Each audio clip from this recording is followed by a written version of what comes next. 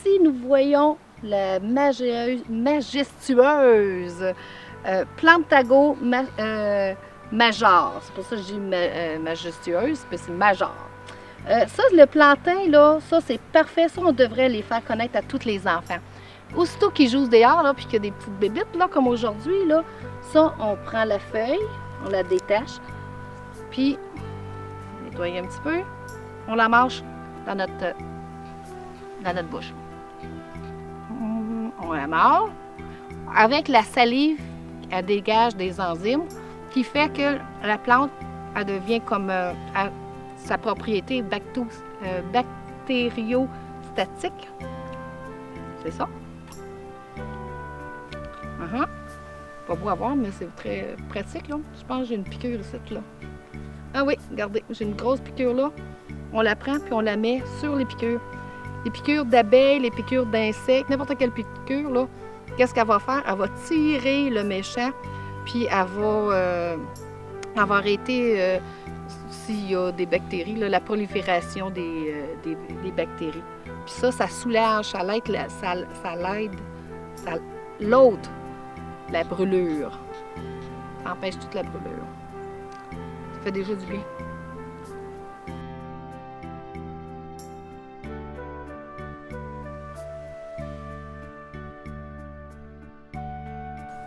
Là, présentement, elle est tout petite, le plantain, mais normalement, les feuilles deviennent plus grosses.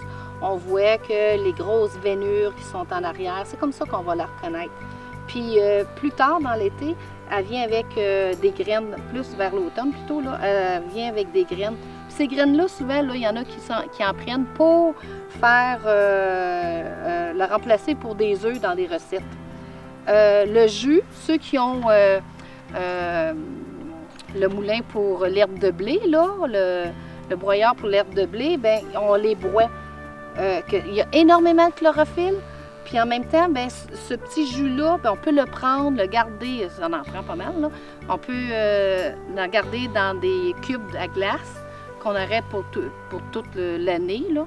Puis en même temps, bien, c'est les enfants qui ont mal aux oreilles, on peut prendre 2 ou 3 gouttes de plantain qu'on insère dans l'oreille pour ôter l'infection des oreilles pour les otites.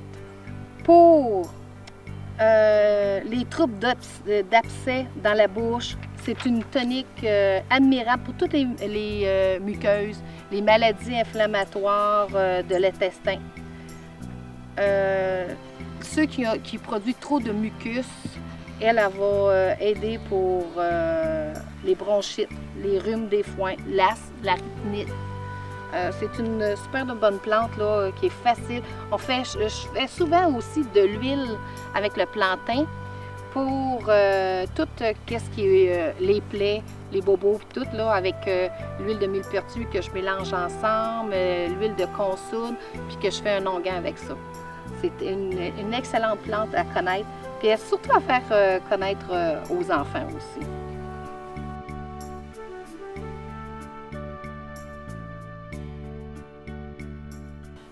Les contre-indications et les toxicités du plantain, ben lui, il n'y en a vraiment pas. Mais selon Branke, un herboriste reconnu, le plantain pourrait aggraver certaines conditions liées à des quantités excessives de mucus à cause de son action émolliente.